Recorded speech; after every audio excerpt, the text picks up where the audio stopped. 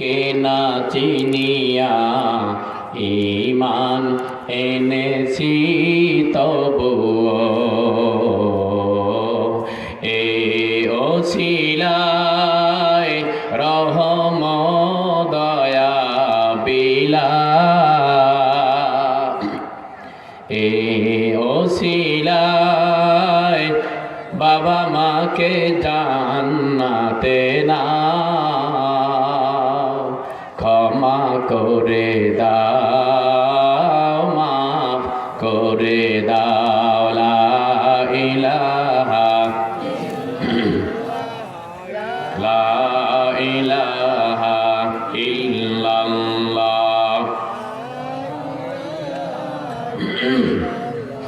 লা ইলাহা ইল্লাল্লাহ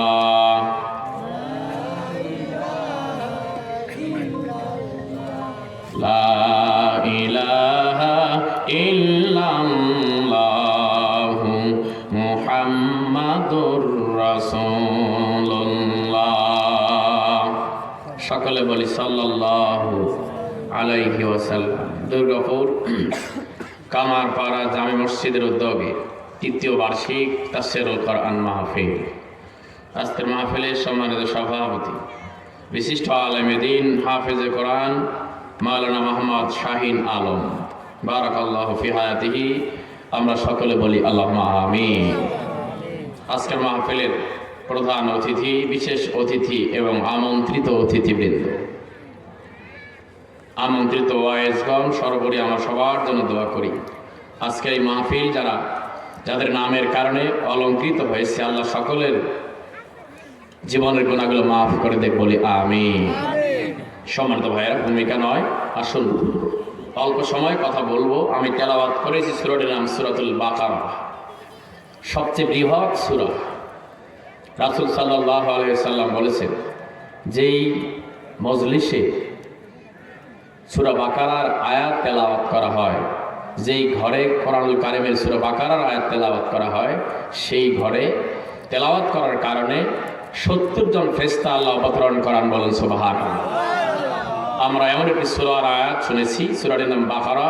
মোট আয়াত সংখ্যা 286, রুকুর সংখ্যা 40টি। রাসূল সাল্লাল্লাহু আলাইহি সাল্লামের মাদানী জীবনে এই সূরাটি নাজিল হয়েছে। তেলাওয়াত করেছি একটি আয়াত, আয়াত নম্বর হলো 48। সেই সাথে একটি হাদিস তেলাওয়াত করেছি। আমি জানেন আপনারা, আমি যেখানেই কথা বলি একটা বিষয় নির্ধারণ করে কথা বলার চেষ্টা রাখি। আজকেও আমি সেভাবে বলতে চাই। মহিলা প্যান্ডেলে ইতিমধ্যেই জায়গা হচ্ছে না, মা বোনদের জন্য কিছু কথা বলা দরকার, ঠিকই না? তাদের ব্যাপারে কথা বলবো ইনশাল্লাহ। সবার জন্য আসলে কোরআনুল কারীম শুধু পুরুষের জন্য তা নয়, মহিলার জন্য আলাদা ওয়াজ তা নয়, বরং কোরআনের যেই কথা শুনবেন সব কথা একজন হিন্দু, বৌদ্ধ, খ্রিস্টান, মুসলিম সবাই এই কোরআন থেকে যদি হেদায়েত নিতে চায়, পারবে কি পারবে না? যেটা বলতে হবে, পারবে কি পারবে না? একজন অমুসলিম কোরআনের কাছে আত্মসমর্পণ করলে আল্লাহ রাব্বুল আলামিন তার জীবনের সব অন্ধকার আলোকিত করে দিবেন কে? আরো জোরে বলতে হবে কে? তাহলে আসুন আমরা এই কোরআন থেকে শুনবো। আমি তেলাওয়াত করেছি যে আয়াতটি 48 নম্বর আয়াত। আল্লাহ রাব্বুল আলামিন এই আয়াত দ্বারা তামাম পৃথিবীর মানুষগুলোকে একটি মেসেজ দিয়ে দিচ্ছেন। আজকে মানুষ সামাজিক জীব হিসেবে আমরা বিভিন্ন কারণে বিভিন্ন জনের কাছে সহযোগিতা নিয়ে থাকি। কথা বলেন ঠিক কিনা? মনে করেন এখানে শিক্ষক আছেন আমার পাশে বসা, শিক্ষক হিসেবে যিনি প্রধান শিক্ষক তার কাছে আমরা সহযোগিতা নেই, বিভিন্ন সময় সুবিধা গ্রহণ করে থাকি। আবার অফিসে যাবেন, সেখানেও কিছু কাজ করতে গেলে আমরা কারো না কারো কাছ থেকে সহযোগিতা নেই। এই সহযোগিতা নেওয়া মানুষগুলো সমাজে আছে না নাই? যারা বলতে হবে আছে না নাই? এলাকায় বসবাস করতে হলো যারা কৃষক, এক বাড়ি থেকে আর এক বাড়িতে কৃষি কোনো পণ্য বা কোনো যন্ত্রপাতি আমরা সহযোগিতা নেই কিনা?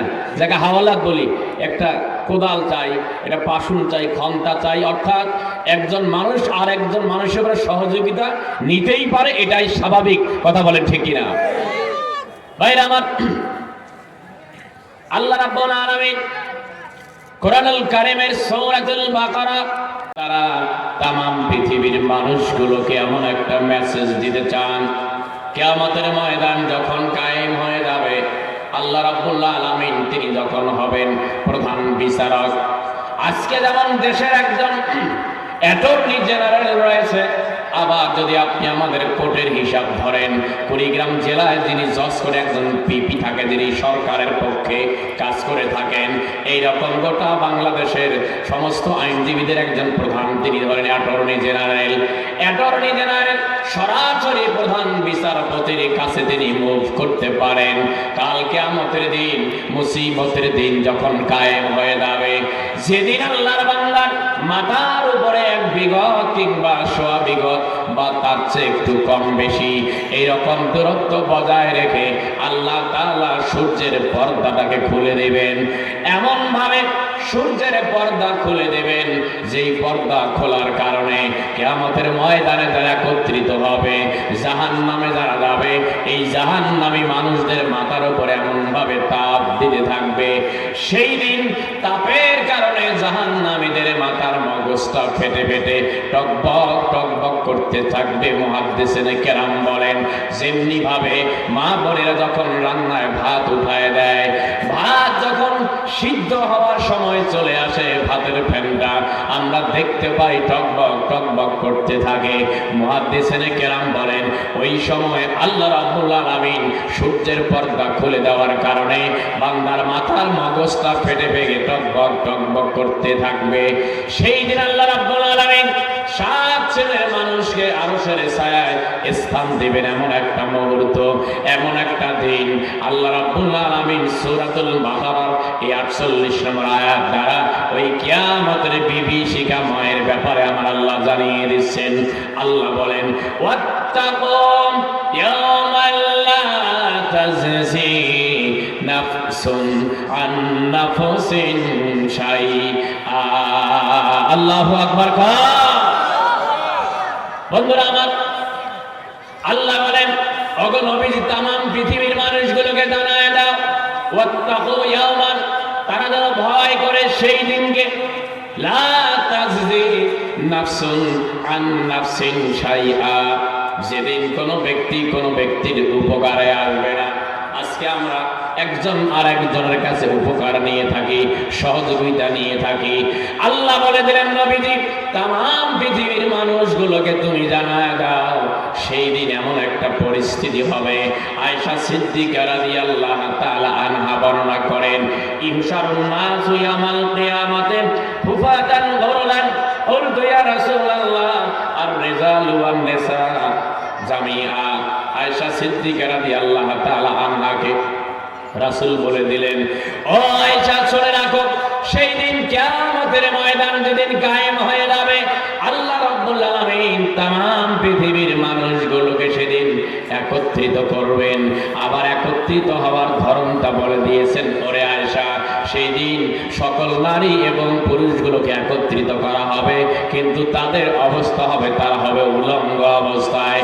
মা আয়েশা সিদ্দিকা রাদিয়াল্লাহু তাআলা আনহা ডাক দিয়ে বললেন, ওগো নবীজি, বুঝলাম না এটা কেমন কথা, নারী এবং পুরুষ একত্রিত করা হবে আবার উলঙ্গ অবস্থায়, এটা কি লজ্জার কথা নয়? কেউ কি কারো দিকে তাকাবে না? ইয়ানজুরু বা'দুহুম ইলা বা'দ, একজন আর একজনের দিকে তাকাবে, নিশ্চয়ই এটা লজ্জাজনক হবে। আমার ভাইয়েরা, রাসূলের একখানা হাদিস শুনলেন, আমরা আলিম শ্রেণীতে মিশকাত শরীফ পড়াই, রাসূল বলেছেন, আল্লাহর কোন বান্দা, আল্লাহর কোন বান্দি যদি দুইটা বস্তুর জামিনদার হতে পারে, মাইয়াদমান লিমা বাইনা লিহিয়াইহি ওয়া মা বাইনা রিজলাইহি আদমান লাহুল জান্নাহ। আল্লাহর নবী বলেন, দুই চোয়ালের মধ্যবর্তী স্থান তথা জিহ্বা আর দুই রানের মধ্যবর্তী স্থান হলো লজ্জা স্থান, কি নারী কি পুরুষ, এই দুইটা জায়গা যদি কোনো বান্দা, যদি কোনো বান্দি জামিনদার হতে পারে, গ্যারান্টি দিতে পারে, রাসূল বলে দিলেন, আমি রাসূল সাল্লাল্লাহু আলাইহি ওয়াসাল্লাম ওই বান্দা ওই বান্দির জন্য জান্নাতের জামিনদার হয়ে যাব। চিৎকার দিয়ে বলেন সুবহানাল্লাহ, আর ধরে বলেন সুবহানাল্লাহ। অর্থাৎ আমার আপনার পাপ কাজের মূল হাতিয়ার হলো দুইটা, একটা হলো মুখ আর একটা হলো লজ্জা। আসছে কথা বলেন ঠিক কিনা? বন্ধুরা আমার, আয়েশা সিদ্দিকা রাদিয়াল্লাহু তাআলা আনহা বলেন, ইয়া রাসূলুল্লাহ, ইয়া হাবিবাল্লাহ, এটা কি লজ্জাজনক হবে না? একজন আর একজনের দিকে তাকাবে না। আল্লাহর নবী আয়েশা সিদ্দিকা রাদিয়াল্লাহু তাআলা আনহাকে ডাক দিয়ে বললেন, ওরে আয়েশা, ওরে আয়েশা, আল আমরু আসাদ্দু মিন আইয়ানজুরা বাদুহুম ইলা বাদ। ও আয়েশা, সেই দিন এমন একটা পরিস্থিতি হয়ে যাবে, এমন একটা অবস্থা হয়ে যাবে, যেই দিন এমন মুসিবতের দিন কেউ কারো দিকে তাকানোর কোনো সুযোগ পাবে না। কে উলঙ্গ, কে নারী, কে পুরুষ, কে ইয়ং, কে বয়সের, কেউ কারো দেখার সময় পাবে না, দেখার কোনো টাইম পাবে না, দেখার কোনো সুযোগ তারা পাবে না। সেই দিন এমন একটা দিন, যেই দিন আমরা ইয়া নাফসি করব। আল্লাহ রাব্বুল আলামিন বলেন, ফাআম্মা মান উতিয়া কিতাবাহু বিয়ামিনিহি ফাসাউফা ইউহাসাবু হিসাবাই ইয়াসীরা। আল্লাহু আকবার। ভাইরা আমার, অনেকের সন্তান পরীক্ষা দিয়েছে, রেজাল্ট যখন পেয়ে যায়, যখন মেসেজ পায় আমি A+ পেয়েছি, অথবা আমি গোল্ডেন A+ পেয়েছি, আমি A গ্রেড পেয়েছি, মেসেজ যখন পায়, আল্লাহর বান্দা সর্বপ্রথম তার বন্ধু বান্ধব নয়, তার বাবার কাছে নিকটতম যিনি তাকে জানান, তার উস্তাদ বা তার স্যারকে জানান, বন্ধু মহলকে সে কিন্তু জানায়। আমার আল্লাহ বলেন, যেই বান্দা, যেই বান্দিরা এভাবে আমলনামা ডান হাতে পেয়ে যাবে, আমার আল্লাহর ঘোষণা হলো, ফাসাওফা ইউহাসাবু হিসাবান ইয়াসীরা ওয়া ইয়ানকালিবু ইলা আহলিহি মাসরুরা। আল্লাহর বান্দা ডান হাতে আমলনামা পাওয়ার পর আনন্দিত হবে, উল্লাস করবে। A+ পাওয়ার পর যেমন উল্লাস করে, মিষ্টি বিতরণ করে, আল্লাহর বান্দা, আল্লাহর বান্দি যখন ডান হাতে আমলনামা পেয়ে যাবে, দৌড়াবে, তার নিকটতম আত্মীয় স্বজন, বন্ধু বান্ধবকে খুঁজে দেখবে, দেখবে আমার বাবা আছে না নাই, আমার মা আছে না নাই, স্ত্রী আছে না নাই, বড় ভাই ছোট ভাই আছে কিনা। এই আনন্দের খবরটা সেই দিন পৌঁছায় দিবে। চিৎকার দিয়ে বলেন সুবহানাল্লাহ, আর ধরে বলেন সুবহানাল্লাহ। এই জান্নাত যাওয়ার ইচ্ছা আছে না নাই? একটু আওয়াজ করে বলতে হবে, আছে না নাই? কার কার যাওয়ার ইচ্ছা নেই হাত তুলে দেখা। হ্যাঁ, ইচ্ছে নাই, তাই যা হয় হোক, কি বলেন ঠিক কিনা? বিয়ে করার জন্য যায় না, আমাদের এলাকায় যায় না। বিয়ে করার জন্য বর কোনের বাড়ি যায় না, কোনে বরের বাড়ি যায়। কোন কি বল? ছেলেরা মেয়ের বাড়ি যায় না, মেয়েরা ছেলের বাড়িতে আসে। কোনটা? ছেলেরা যায়, বর যায়। তবে হ্যাঁ, যদি বেকায়দার কোনো বিয়ে হয়, বেকায়দার বিয়েতে বোঝেন না, বেকায়দার বিয়ে অনেক আগ থেকে মেয়ে নাই, গেছে গা, বেচারার মনটা খারাপ। ভাই জান কি বাবা মন খারাপ কেন? ভাই কি আর দুঃখের কথা কই, আমার মেয়েটা নাই। এমন বিয়ে হয় না, না হয়? এখন বিয়ে করার জন্য বর গেছে বোনের বাড়িতে, যাওয়ার পর অনুষ্ঠানাদি শেষ, খাওয়া দাওয়া শেষ, 5 লক্ষ টাকা মরণা ধার্য করি, নগদ নাকফুল বাবদ 320 টাকা পায়। আছে না নাই? আমার জীবনের বাস্তব অভিজ্ঞতা বলি, আমি যখন মহেশমুড়িতে নামাজ পড়াই, নাকফুল নিয়ে আসছে কাগজ দিয়ে পেঁচায়, পরে দেখা গেল যে নাকফুলটা মনে হয় কারো নাকতে খুলে আনছে। কারণ নতুন নাকফুল আর নাকের ময়লাও নাকফুল এক হয় ভাই, ধরে বলেন এক হয়। তারপরও মানে না, যেহেতু যা হয় হোক বাবা, কোন রকম ফাঁকিবাজি করে যেভাবে হোক কমপক্ষে বউ নিয়ে আসি, এমন বিয়ে হয় না, না হয়? বিয়ে রাত্রে সিডারি, মানে বাকি জীবনটা সিডারি চলিতে থাকিতেও পারে। কথা বলে ঠিক কিনা? এখন অনুষ্ঠান শেষ, বিয়ে যখন উঠায় দিবে, জামার হাতে বউ উঠায় দিবে, মেয়েকে উঠায় দিবে, শাশুড়ি কাঁদে, খালা শাশুড়ি কাঁদে, চাচি শাশুড়ি কাঁদে, অর্থাৎ শ্বশুরি গ্রুপ অফ ইন্ডাস্ট্রিজ সবাই কাঁদে, কাঁদে না কাঁদে? এখন শাশুড়ি বলতেছে আম্মাদান, শাশুড়ি জামাইকে বলছে, বাবা আমার একমাত্র বেটি বাহে, কারো বাড়ি থাকে নাই, কোনদিন কারো বাড়ি যায় না, এই যে কান্না শুরু করলো, আরএফএলের পাইপে যেমন পানি পড়ে এরকম পানি পড়া শুরু করলো। জামাই মনে করছে, বাপরে বাপ, কেমন শাশুড়ি পাইলাম, এই শাশুড়ির এই কষ্ট আমার কলজে বলে ভেঙে যাচ্ছে।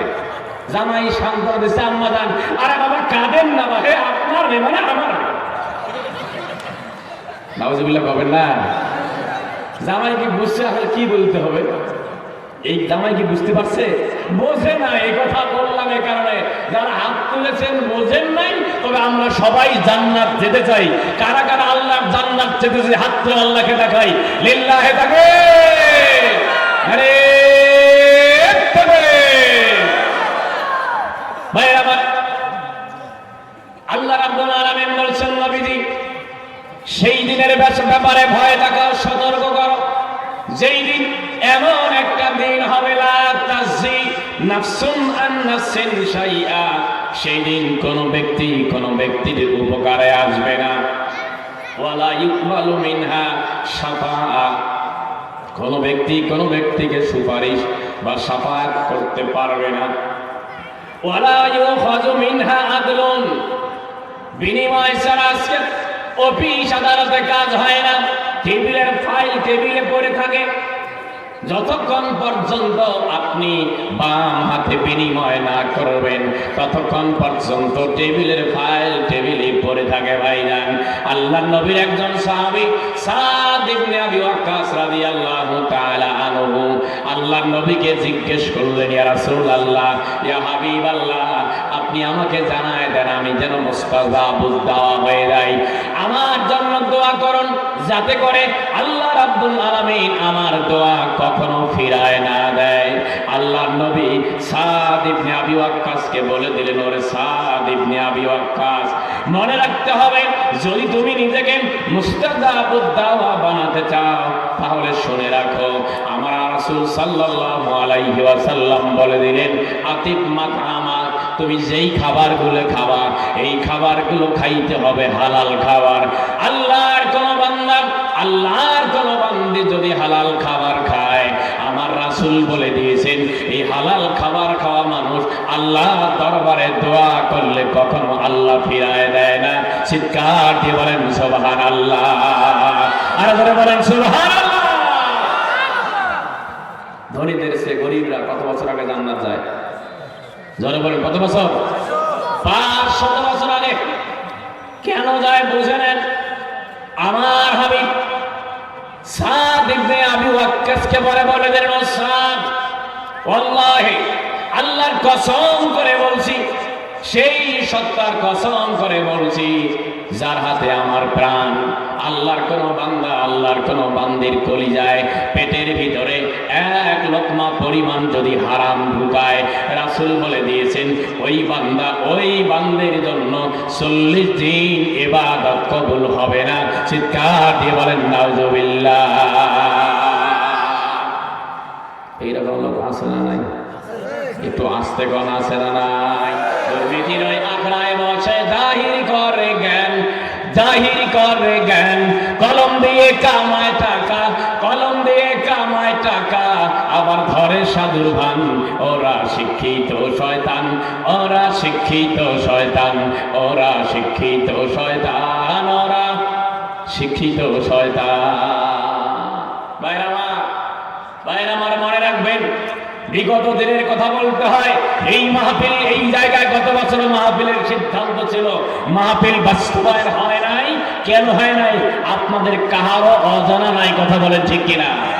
বাংলাদেশের ইতিহাসে এবছর যত রকমের মাহফিল হচ্ছে, বাড়িতে বাড়িতে গ্রামে গ্রামে যেটা মাহফিল হচ্ছে, এই মাহফিল গত বছর করতে গিয়ে এমন কোন নেতার কাছে নাই যেখানে কর্তৃপক্ষকে শাসনা ধর্ণা দিতে হয়নি, কথা বলেন ঠিক কিনা? আজকের এই ময়দান থেকে বলে দিতে চাই, এগুলি উপজেলার এই বান্দল বা দুর্গাপুর ইউনিয়ন থেকে বলে দিতে চাই, আগামী দিন কোরআন আলাদের দিন, আগামী দিন ইসলামের দিন, আগামী দিন মানুষ দেখতে চায় কিভাবে কোরআন দ্বারা দেশ পরিচালিত হবে, কথা বলেন ঠিক কিনা? এই জন্য আমাদেরকে ঐক্যবদ্ধ হতে হবে। আজকে আপনারা সোশ্যাল মিডিয়ায় দেখেছেন বাংলাদেশের একজন যুবকদের আইডল মিজানুর রহমান আজহারি ভাই দীর্ঘ 5 বছর বাংলাদেশে থাকতে পারে নাই। এই জালিম ফ্যাসিস্টরা তাকে থাকতে দেয়নি, কথা বলেন ঠিক কিনা? আপনারা শুনলে অবাক হয়ে যাবেন, মিজানুর রহমান আজহারি শুধুমাত্র বাংলাদেশের নক্ষত্র নয়, বাংলাদেশের মডেল নয়, বাংলাদেশের শ্রেষ্ঠ ব্যক্তি নয়, সবচেয়ে গ্রহণযোগ্য ব্যক্তি শুধু বাংলাদেশের নয়, এখনকার মিডিয়ার ব্যক্তিত্বগণ আজকের বিশ্ব মানচিত্রে বাংলাদেশকে পরিচিতি লাভ করাচ্ছেন আমাদের মিজানুর রহমান আজহারি, কথা বলেন ঠিক কিনা? তিনি এশিয়া মহাদেশের, শুধু বাংলাদেশ নয়, এশিয়া মহাদেশের সবচেয়ে জনপ্রিয় একজন ব্যক্তি বা ইসলামিক স্কলার, যার নাম ডক্টর মিজানুর রহমান আজহারি। কথা বলেন ঠিক কিনা? আপনারা দেখেছেন আজকে 27 তারিখ, এখন হয়তো শুরু করেছে আলোচনা। গতকাল থেকে মাঠ ভর্তি, গতকাল থেকে হাজার হাজার মিডিয়া এই মঞ্চের সামনে দাঁড়িয়ে আছে। কেন আছে? মিজানুর রহমান আজহারি নয়, এই আল্লাহর কালামের বরকতে। কথা বলেন ঠিক কিনা? এই জন্য বাংলাদেশের মানুষ এখন দেখতে চায় কোরআনের কিভাবে কোরআন মেম্বার হবে, চেয়ারম্যান হবে, কিভাবে মেম্বার অফ পার্লামেন্ট হবে, কিভাবে কোরআন দ্বারা দেশ শাসিত হবে, এখন দেখতে চায়। কথা বলেন ঠিক কিনা? কোরআন বিদ্বেষীরা এখন আর দেশে খুঁজেও পাওয়া যায় না, যদিও থাকে মিস করেও এখন দেয় না। কথা বলেন ঠিক কিনা? প্রিয় ভাই আমার, লাভ কি? ওয়ালিকুল্লি উম্মাতিন আজালুন ফাইদা জা আজালুহুম লা ইস্তাখিরুনা সাআতাও ওয়া লা ইস্তাকদিমুন। আল্লাহ বলেন প্রতিটা জাতি, প্রতিটা গোষ্ঠী, প্রতিটা দলের পতন অনিবার্য। তার সিদ্ধান্ত আল্লাহর কাছে। 1 সেকেন্ড আগেও হবে না, পরেও হবে না। আল্লাহ ধরে না, ধরলে আল্লাহ ছাড়ে না। আল্লাহ বলেন ওয়ালা ইয়াহসাবান্নাল্লাযীনা কাফারু আন্নামা নুমলি লাহুম। আমার আল্লাহর ঘোষণা হলো আমি তাদেরকে ছেড়ে দেই, ছাড় দেই, সুযোগ দেই, লিয়াজদাদু ইসমা, যাতে করে পাপের বোঝা ভারী হয়। কথা বলেন ঠিক কিনা? কত বড় পাপ করলে এভাবে আপনারা দেখেন, এখানে যারা আছেন দাড়ি রাখেছেন কাউকে দেখানোর জন্য নিশ্চয় নয়, দাড়ি রেখেছেন রাসূলের সুন্নাত মনে করে, মাথায় টুপি দিয়েছেন রাসূলের সুন্নাত মনে করে, পাঞ্জাবি গায়ে দিয়েছেন রাসূলের সুন্নাত মনে করে, আপনি পাগড়ি পরেন রাসূলের সুন্নাত মনে করে। আমরা বিগত দিনের মিডিয়ায় ঢুকলেই পেপার, পত্রিকা, টেলিভিশন সহ সোশ্যাল মিডিয়ায় সকল স্তরে আমরা দেখেছি একজন দরবেশ, যার নাম সালমান এফ রহমান। একটু আসতে ঠিক কোন ভাই, শুনলে মাইন্ড করবে। আরে এইরকম কি সুন্দর পাঞ্জাবি গায়ে দেয়, টেলিভিশনের পর্দায় যখন আসে মানে তো জান্নাত থেকে পালায় আসছে। কথা বলেন ঠিক কিনা? তাহলে আমি কথা বললাম এ কারণে, দাড়ি রাখলাম রাসূলের সুন্নাত আদায় করার জন্য, আর তারা দাড়ি রেখেছে বাংলাদেশের টাকা, জনগণের টাকা লুটপাট করার জন্য এই লেবাস ধরেছে। কথা বলেন ঠিক কিনা? একজন দাড়ি ছিলায় ক্লিন করে নৌকা দিয়ে পার হওয়ার চেষ্টা করে, লাভ নাই, সেই নৌকাও পার করতে দেয়, একটু আস্তে কম দেয়। আর একজন কালামানি চাহারে, সে দেখেন কি সুন্দর টকশোতে আল্লামা সাইদ দিকে ফাঁসির রায় দিয়ে সে গর্ব করে করেছিল, আর সেই ব্যক্তিটা পালালে তো পালাইলো। ওরে বাপ রে বাপ, কি অবস্থা আপনাদের কাহারও অজানা নাই। কথা বলেন ঠিক কিনা? এই জন্য আল্লাহ ধরে না, ধরলে আল্লাহ ছাড়ে। একটু জোরে কোন না, ছাড়ে। ভাইরা আমার, তাহলে কিয়ামতের ময়দান যখন কায়েম হয়ে যাবে, সেই দিনের বিভীষিকাময় পরিস্থিতির কথা আল্লাহ তাআলা জানায় দিলেন। এই জন্য শুনে রাখবেন মা বোনেরা, আপনিও মনোযোগ দিয়ে কান লাগায় শুনতে থাকেন। কিয়ামতের ময়দান যখন কায়েম হয়ে যাবে, আল্লাহ রাব্বুল আলামিন যখন হবেন প্রধান বিচারক, রাসূল সাল্লাল্লাহু আলাইহি ওয়াসাল্লাম তিনি যখন অ্যাটর্নি জেনারেলের দায়িত্ব পালন করবেন, সেই দিন চারটা সাক্ষী উপস্থাপন করবেন আল্লাহ তাআলা। আল্লাহ বলেন সেই দিন এমন একটা অবস্থা হবে, যেই দিন আল্লাহর বান্দারা কোনো সুযোগ সুবিধা পাবে না, সাফায়াত পাবে না, কোনো বিনিময়ের মাধ্যমে নিজে পার পেতে পারবে না। চারটা সাক্ষী উপস্থাপন করা হবে। যদিও বা আমরা দেখেছি বিগত দিনে ট্রাইব্যুনাল থেকে সাক্ষী পর্যন্ত তাদেরকে ছিনতাই করে, কিডন্যাপ করে দেশ থেকে পালিয়ে দেওয়া হয়েছে, কিন্তু সেই দিন এমন একটা অবস্থা, এমন একটা পরিস্থিতি হবে, যেই দিন আল্লাহ সাক্ষী উপস্থাপন করবেন 4 রকমের শাস্তি। তার 1 নম্বর শাস্তি হলো, আমার আল্লাহ বলেন ইযা জুলজিলাতিল আরদু জিলজালাহা ওয়া আখরাজাতিল আরদু আসকালাহা ওয়া ক্বালাল ইনসানু মা লাহা। আল্লাহু আকবার। বন্ধুরা আমার, 1 নম্বর সাক্ষী সেদিন উপস্থাপিত হয়, যেই আল্লাহ আমাকে আপনাকে চলার জন্য জমিনকে বিছানা স্বরূপ করে দিয়েছেন।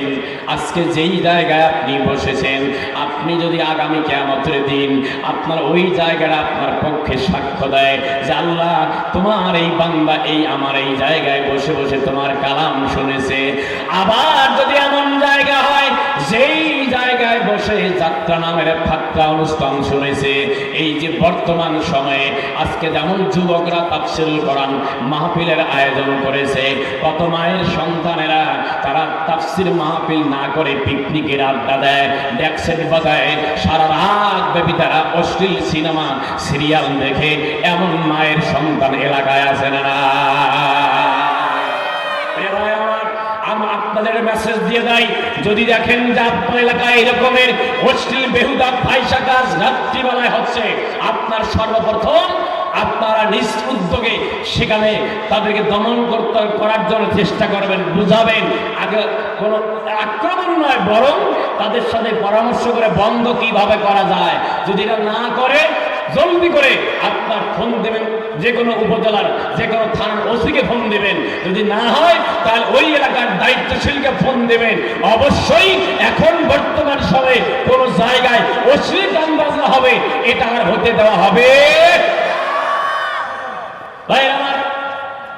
তাহলে এক নম্বর সাক্ষী হলো জমিন। আমার আপনার জন্য জমিন সাক্ষ্য দিবে। আমার পক্ষে যদি সাক্ষ্য দেয়, জমিন আমার পক্ষে সাক্ষ্য দিলে আমি বেঁচে গেলাম।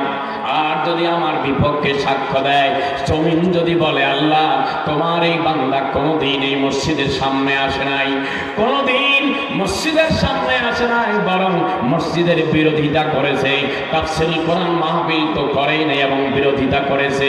আবার তোমার এই বান্দা অশ্লীল সিনেমা দেখেছে, অশ্লীল গান বাজনা করেছে, মাদকের আসর বসিয়েছে, ইয়াবার আসর বসিয়েছে, জুয়ার আসর বসিয়েছে। জমিন যদি আপনার বিপক্ষে সাক্ষ্য দেয়, বলুন তো আপনি দুনিয়ার কোন একজন সাক্ষীকে আপনি কোন রকম ভাবে ডাইভার্ট করতে পারবেন? কিন্তু আল্লাহর দেওয়া জমিন এক কিঞ্চিৎ আপনার পক্ষে এবং বিপক্ষে বলবে না। যেটা সঠিক সেই সাক্ষ্য আপনার দিয়ে দেবে।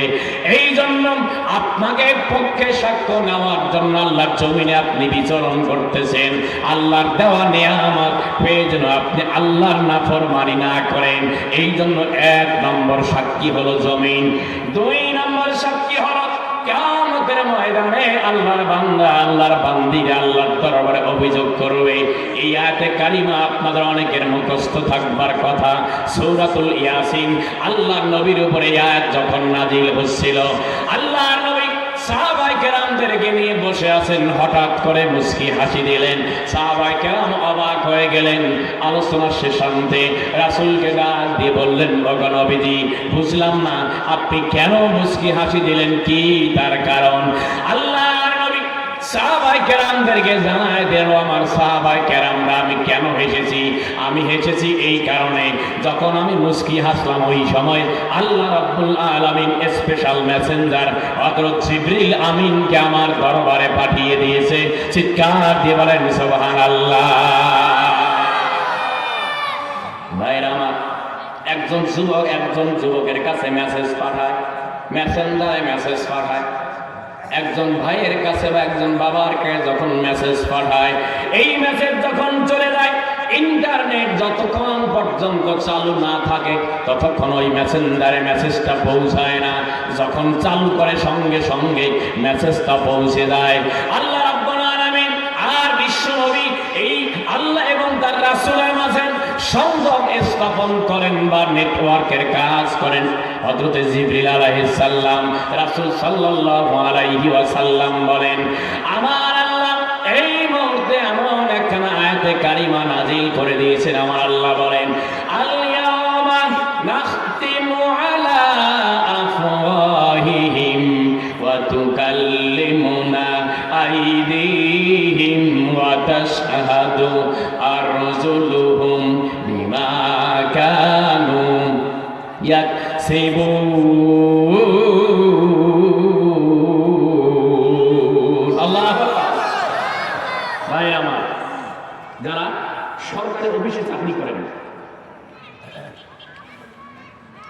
সরকারি যদি কোনো কাগজপত্র আপনি পোস্টে পাঠান, সেই কাগজপত্র বেশি হলে সরকারি কাগজগুলোকে সিলগালা করে পাঠাতে হয়। যারা জানেন তারা জানবেন, বুঝবেন, সিলগালা মন দিয়ে গালা করে পাঠাতে হয়। বুঝলেই দেখলেই বোঝা যায় এটা সরকারি কাগজ। যার কাছে পাঠানো হয় তিনি আর কেউ হাত দিতে পারে এই কথা কেন বললাম? আল্লাহ বলেন, যখনই আল্লাহর বান্দা কিয়ামতের দিন অভিযোগ করে বলবে, ওগো আল্লাহ, আয় আল্লাহ, আমার কি হয়ে গেল? আমি তো এত আমল কম করি নাই, আমি তো সপ্তাহে একবার মসজিদে গেছি। আছে না নাই? এরকম নামাজি আছে না নাই? এ ভাই আমার, মসজিদের নামাজি আজকে বর্তমান প্রেক্ষাপটে আপনি হিসাব করলে দেখবেন এই ফেসিসটা মসজিদও ছেড়ে দেয়। কথা বলেন ঠিক কিনা? কারণ কি জানেন? লাভ আছে ঘরে। 1 লাখ টাকা জেলা পরিষদ থেকে নিয়ে আসবে, 1 লাখ টাকা টিওর কাছ থেকে নিয়ে আসবে, উপজেলা পরিষদ থেকে নিয়ে আসবে। আপনার মহেশমণি বলেন আর এই কামারপাড়া বলেন আর দুর্গাপুর বলেন, এখানে আসতে আসতে অর্ধেক নেতার পকেটে যায়। কথা বলেন ঠিক কিনা? এরকম নেতা আছে না নাই? একটু জোরে বলতে হবে, আছে না নাই? সরকারের চিন্তা হলো মসজিদের উন্নয়ন করা, সরকারের চিন্তা হলো বিধবাদের বিধবা কার্ড দিয়ে পাশে দাঁড়ানো, সরকারের চিন্তা হলো ইতিমের কার্ড দিয়ে পাশে দাঁড়ানো। আজকের ভাইরাল নিউজ, প্রতিবন্ধী কার্ড পেয়েছে আমাদের কুড়িগ্রাম জেলায় কয়েকটা উপজেলার মেসেজ আজকে ইন্টারনেটে চলে আসছে। প্রতিবন্ধী যারা কার্ড পায় তারা কারা? তার হাত পা লুলা চলতে পারে না, অসল, তারাই ভাবে প্রতিবন্ধী কার্ড। কথা বলেন ঠিক কিনা? কিন্তু দুর্ভাগ্য জানা গেল সত্য, আজকে দেখেছি রৌমারী এবং রাজীবপুর উপজেলার প্রধানকে সাক্ষাৎকার দিয়েছে, জেলা কর্মকর্তাকে সাক্ষাৎকার দিয়েছে। খোঁজ করে দেখা গিয়েছে যারা প্রতিবন্ধী কোটায় প্রতিবন্ধী কার্ড যারা পেয়েছে তারা টাকা পেয়েছে 10,000। সাক্ষাৎকারে বলতেছে 10,000 টাকা আমরা পেয়েছি, 5,000 ওই লোকে নিয়েছে।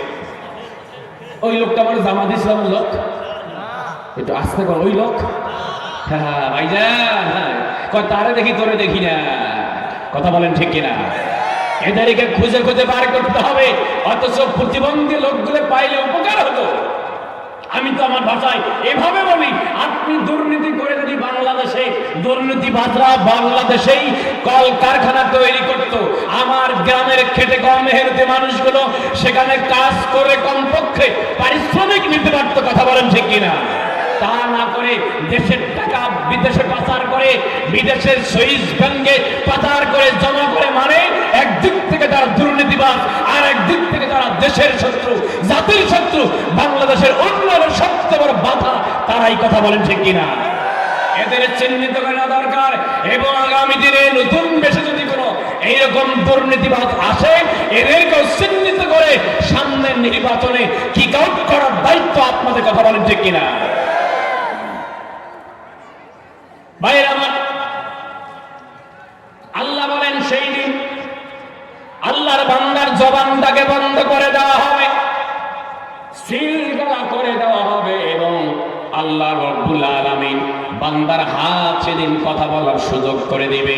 তুকাল্লিমুনা আইদিহিম ওয়া তাশহাদু আরজুলুহুম, হাত এবং পা আমার আপনার পক্ষে এবং বিপক্ষে সাক্ষ্য দেবে, কথা বলার ব্যবস্থা করে দিবেন আল্লাহ।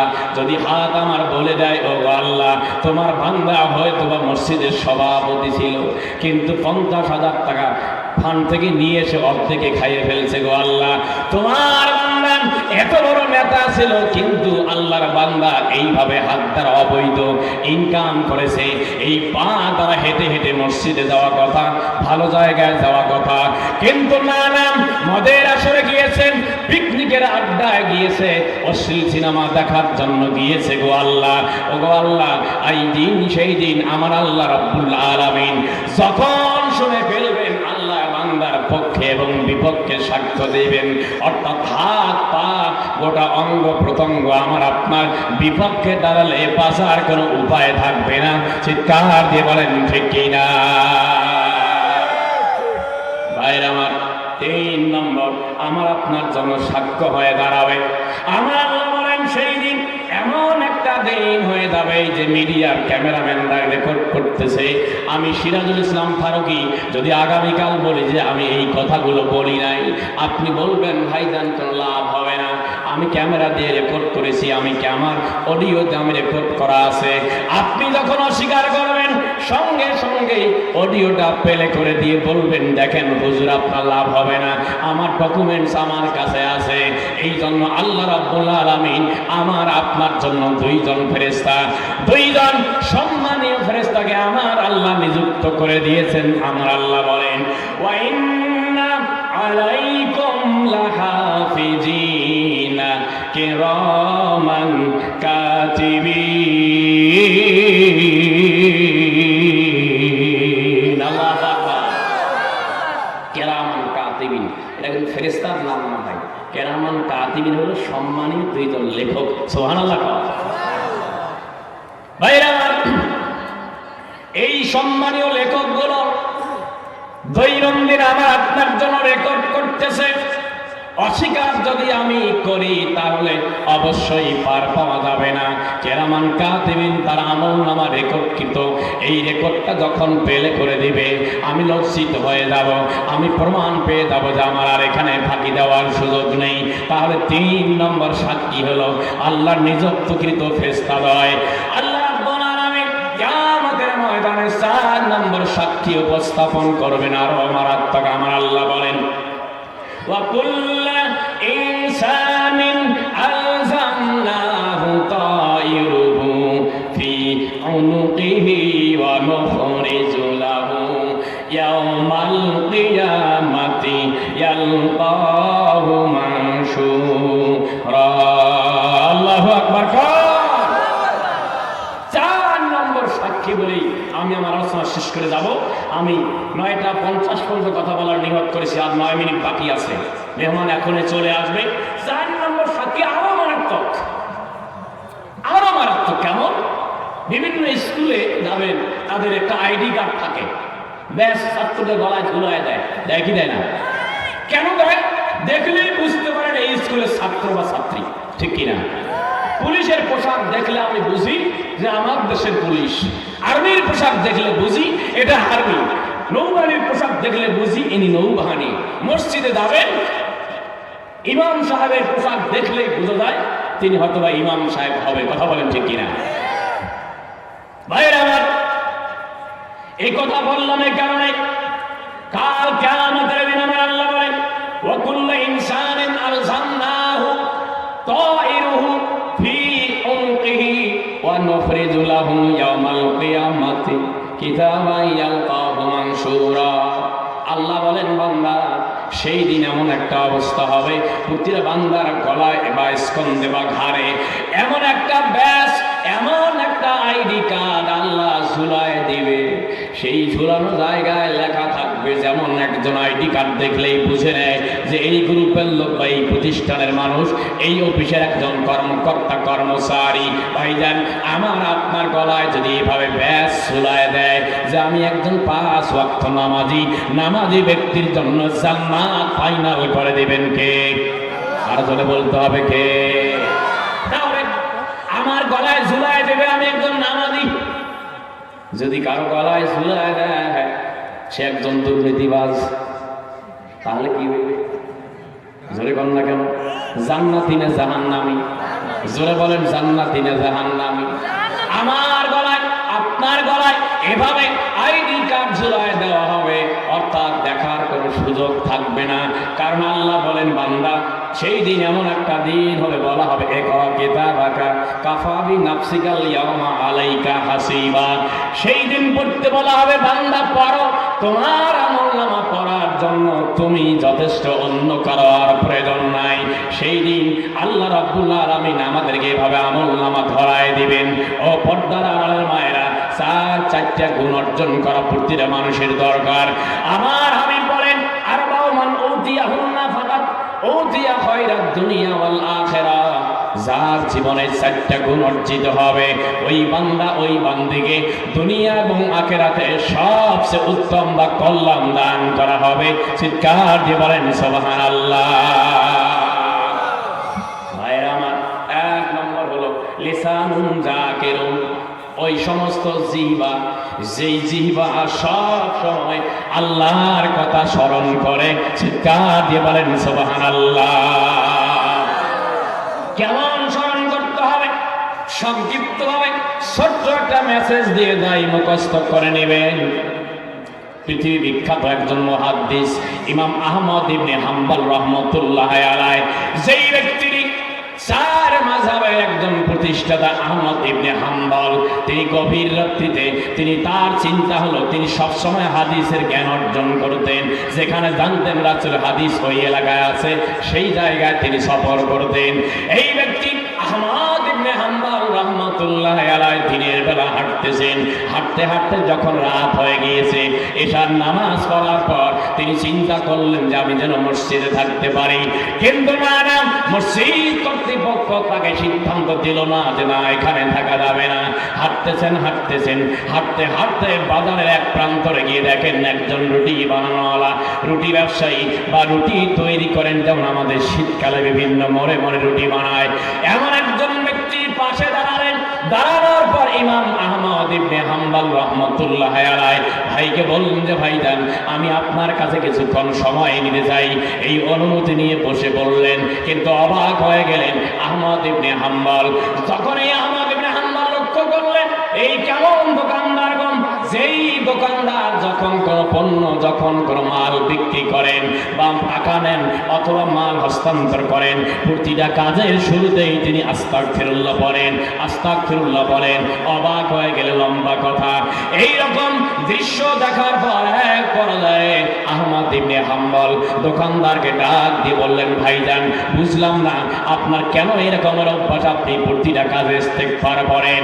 এই কথা শোনার পর দোকানদার ডাক দিয়ে বললেন, প্রতিক্রিয়া আমি তোমাকে চিনি না, আমি তোমাকে জানি না, তবে আমার ব্যাপারে তুমি যেহেতু জানতে চেয়েছো, আমার অভ্যাস হলো আল্লাহ রাব্বুল আলামিন আমার দোয়া কখনো ফিরায় দেয় নাই।